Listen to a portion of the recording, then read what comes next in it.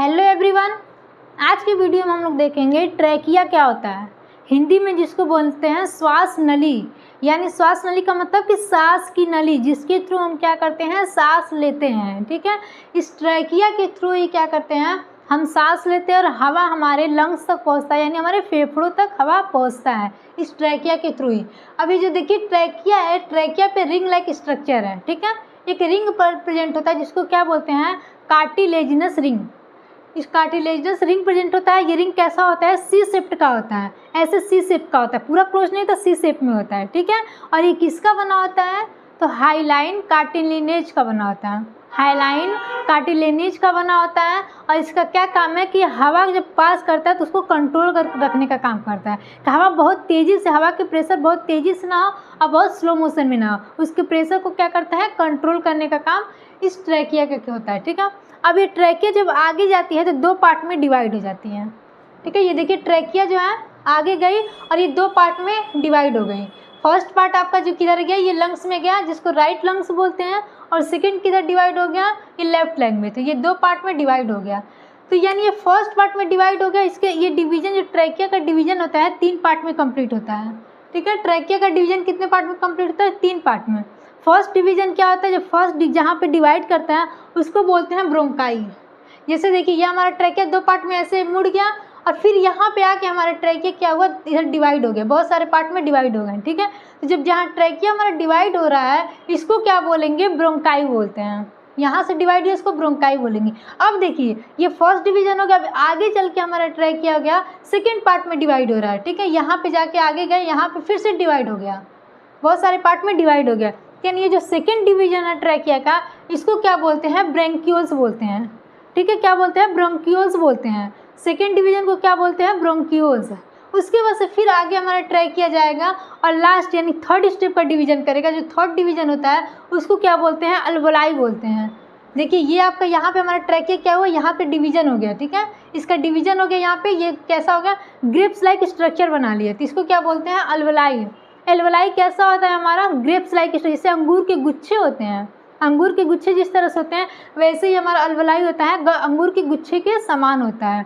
ठीक है, इसी के थ्रू, इस एल्वोलाई के थ्रू क्या होता है, ऑक्सीजन एंटर करता है और ऑक्सीजन बाहर जाता है। ये ब्लड का क्या करता है, प्यूरिफाई करने का काम करता है। ये एल्वोलाई क्या करता है, हिंदी में क्या बोलते हैं एल्वोलाई को, वायु कोष्ठिका। एल्वोलाई को हिंदी में क्या बोलते हैं, वायु कोष्ठिका। ये ब्लड को प्यूरिफाई करता है, गैस का आदान प्रदान करता है। ठीक है, ब्लड का शुद्धिकरण करता है और गैस का आदान प्रदान करता है। ये गैस किस तरह से, जैसे इस एल्वोलाई में क्या हुआ आपका, यहाँ पे सारे, यहाँ से हवा आते हुए यहाँ एल्वोलाई तक पहुँचे। ठीक है, अब यहाँ एल्वोलाई से क्या होगा, जो ब्लड हो गया, यहाँ से ब्लड होता है इसमें, और ब्लड क्या करेंगे इस एल्वोलाई से, इसमें ऑक्सीजन क्या होगा, ऑक्सीजन को ले लेंगे। ठीक है, ऑक्सीजन को ले लेंगे, फिर बॉडी के सभी सेल्स यानी कोशिका, जितनी भी बॉडी में कोशिका हैं, वहाँ तक क्या करते हैं, ऑक्सीजन को पहुँचा दिया जाता है। अब वहाँ तक ऑक्सीजन पहुँच गया, फिर उसके बाद से वहाँ पे ऑक्सीजन का क्या होगा, ग्लूकोज में तोड़ा जाएगा, इसमें से कार्बन डाइऑक्साइड बनेगा।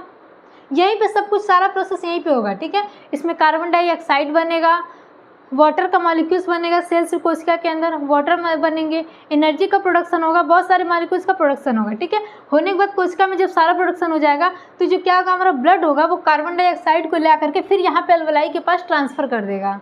ठीक है, जितने भी गैस हम लोग हवा के थ्रू, जितने भी गैस को हम लोग लिए थे, एंटर किए थे, वो सारे गैस आके कहाँ पे इकट्ठे हो जाएंगे, इस एल्वोलाई में आके इकट्ठे हो जाएंगे। अब यहाँ से क्या होगा, इसी एल्वोलाई के थ्रू फिर क्या होगा, हमारा जो जो हमारा हवा है, जो गैस है, वो एल्वोलाई से कहाँ जाएगा, ब्रोंकियोल्स में जाएगा, फिर ब्रोंकियोल से होते हुए कहाँ जाएगा, ब्रोंकाई में जाएगा, ब्रोंकाई से होते हुए ट्रैकिया में जाएगा, फिर ट्रैकिया में कहाँ जाएगा, नेजल कैविटीज होते हुए नोज से बाहर निकाल जाएगा। ठीक है, ये आपका एल्वोलाई का काम यही होता है। ये आपका समझ में आ गया। ट्रैकिया क्या है, ट्रैकिया की विंड पाइप है, यानी एक श्वास नली है जिसपे क्या होता है, रिंग प्रेजेंट होता है, हाइलाइन कार्टिलेजिनस रिंग बोलते हैं। ये रिंग सी शेप्ड का होता है और ये हवा के प्रेशर को क्या करता है, कंट्रोल करने का काम करता है।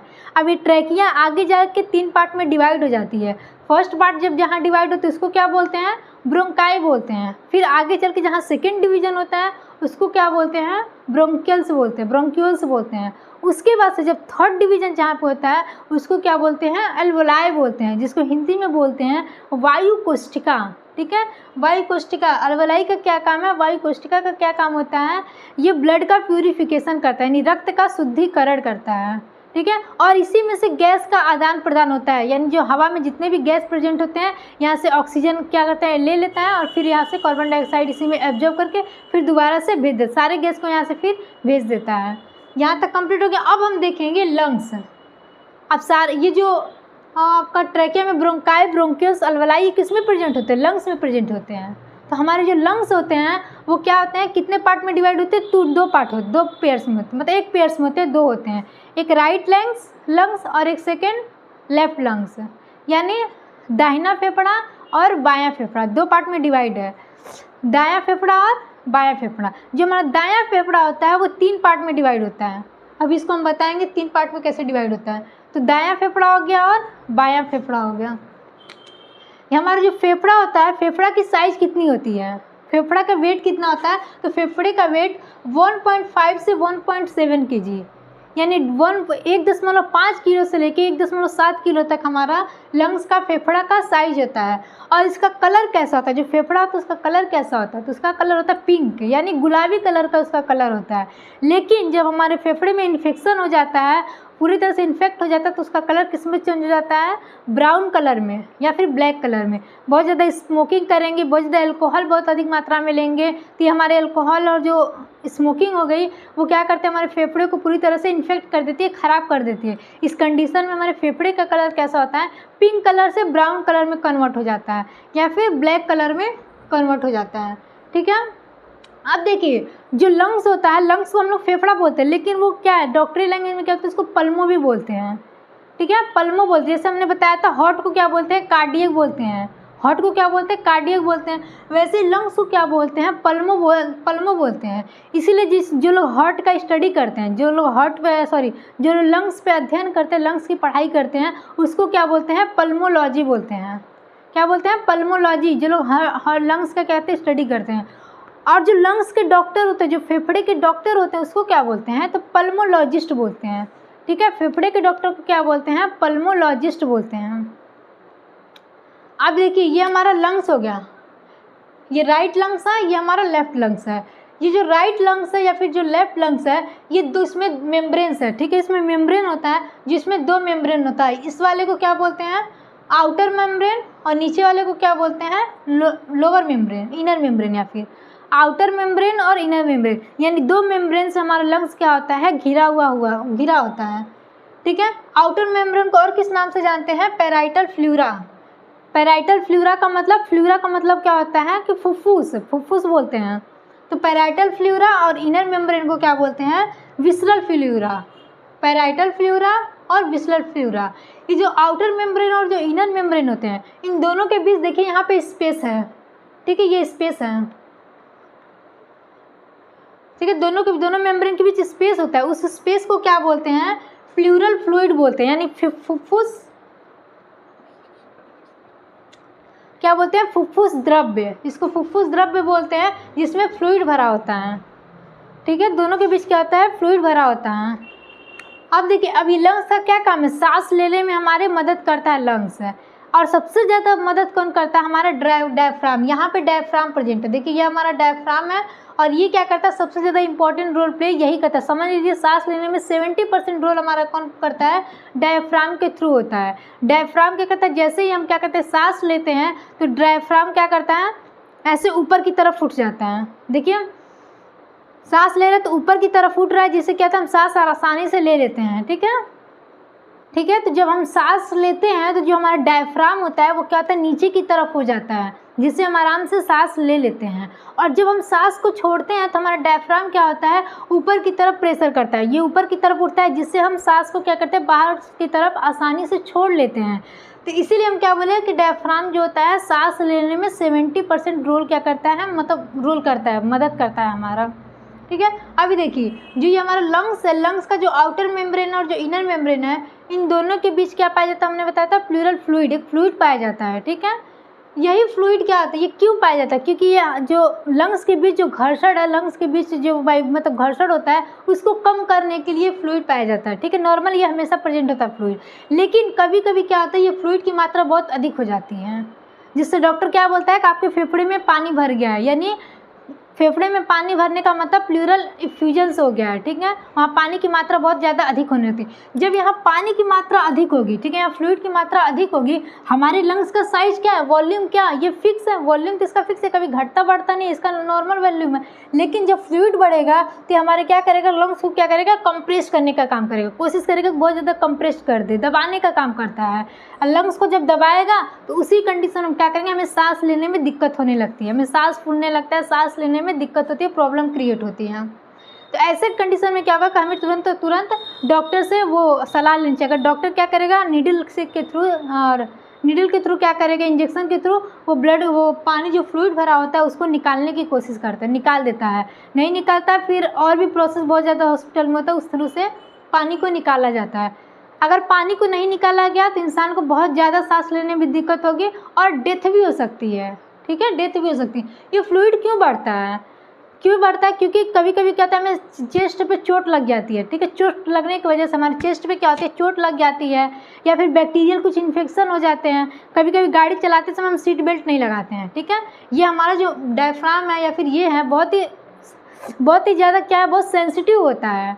तो यहाँ पे क्या होता है, चोट लग जाती है, चोट लगने की वजह से क्या होता है, ये जो मेम्ब्रेन होती है इस पर चोट लग जाती है, चोट लगने से उसमें थोड़े थोड़े पस आने लगते हैं, फ्लूइड्स जमा होने लगते हैं, और ये धीरे धीरे करते करते फ्लूइड्स की मात्रा बहुत ज़्यादा अधिक हो जाती है, और जब अधिक होती है तो सांस लेने में हमें दिक्कत होने लगती है, बहुत ज़्यादा प्रॉब्लम्स होती है।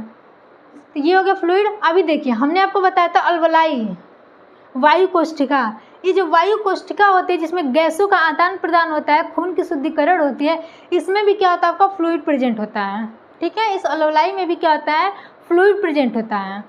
कोविड-19 के समय या फिर जो इंसान को निमोनिया कभी कभी हो जाता है, या फिर जो कोविड-19 था उस टाइम क्या हो रहा था, इस अल्वलाई के अंदर क्या होता था, फ्लूइड इकट्ठा हो जाता था, ठीक है, बहुत ज़्यादा फ्लूइड का यहाँ पे इकट्ठा हो जाता था, तो जिससे हमें सांस लेने में, जिससे क्या होता है, गैस का आदान प्रदान आसानी से नहीं हो पाता था। अब यहाँ पे बहुत ही अधिक मात्रा में जब फ्लूइड इकट्ठा हो जाएगा तो क्या होगा, हमें गैस आराम से बाहर के अंदर की तरफ नहीं जा पाएगा, उसका आदान प्रदान नहीं हो पाएगा, जिससे क्या होता था, इंसान को सांस लेने में दिक्कत होने लगती थी, ऑक्सीजन की लेवल घट जाती थी उस कंडीशन में, ठीक है। तो अल्वलाई के अंदर फ्लूइड बढ़ जाने की वजह से सांस लेने में दिक्कत होने लगती थी और ऑक्सीजन का लेवल घटने लगता था। तो ये आपका अल्वलाई का काम हो गया, ठीक है। अब प्लूरल ये भी समझ में आएगा, पूरे अच्छे तरह से कंप्लीट हो गया। हमने बताया था आपका कि जो राइट लंग होता है इसमें 3 लोब प्रेजेंट होते हैं, सुपीरियर, मिडिल और इन्फीरियर। ये हमारा जो लेफ्ट लंग है ये थोड़ा छोटा होता है, इसके अकॉर्डिंग लेफ्ट लंग हमारा क्या होता है, जो बायां वाला फेफड़ा होता है वो थोड़ा छोटा होता है। क्यों? क्योंकि बाएं वाले फेफड़े के साइड में क्या होता है, हमने बताया था हमारा हार्ट यानी हमारा हृदय यहीं पे प्रेजेंट होता है, इसके वजह से क्या होता है, ये थोड़ा दब जाता है, इसकी वजह से ये क्या होता है, छोटा हो जाता है। अब चलिए हम बताते हैं कि जो फीटल लंग्स होते हैं, यानी जो छोटे बच्चे होते हैं, पैदा जो बच्चे होते हैं वो जैसे मतलब उनके अंदर कैसे होता है, वो क्या होता है, उनके जो लंग्स होता है वो नॉन फंक्शनल होता है, यानी उनका लंग्स पेट के अंदर रहते हैं तो उनका लंग्स काम नहीं करता है, ठीक है। यानी वो इंट्रा यूटेराइन क्या होता है, लाइफ जीते हैं, यानी क्या तो गर्भ के अंदर, उनका गर्भ के अंदर किस तरह से गैसेस का एक्सचेंज है, जो प्लेसेंटा होता है, मदर की जो प्लेसेंटा होती है उसके थ्रू उनके लंग्स में गैस का और आदान और प्रदान होता है। लेकिन जैसे ही वो बाहर निकलते हैं पेट से और प्लेसेंटा को कट करके निकाल दिया जाता है तो फिर बच्चे क्या होते हैं, लगते हैं बहुत तेज़ी से रोने। क्यों रोने लगते हैं? क्योंकि वो इसलिए रोते हैं कि जब वो रोते हैं तो उनको वो अपने लंग्स को क्या करते हैं, क्लियर करते हैं, यानी एक्सपेंड करते हैं, लंग्स को अपने फैलाते हैं, जिससे वो रोते हैं तो लंग्स उनका फैलता है और फिर गैस का आराम से आदान प्रदान होने लगता है। कभी कभी जब बच्चे पैदा होते हैं तो रोते नहीं, इसलिए डॉक्टर क्या करते हैं, उनको मारते हैं, इधर उधर उलट पलट के झटकारते हैं बहुत ज़्यादा, ताकि वो क्या करे, बच्चा रोए, और जब बच्चा रोएगा तो उनका लंग्स क्या करेगा, एक्सपेंड करेगा और उसमें आराम से फिर गैस का आदान प्रदान होने लगेगा।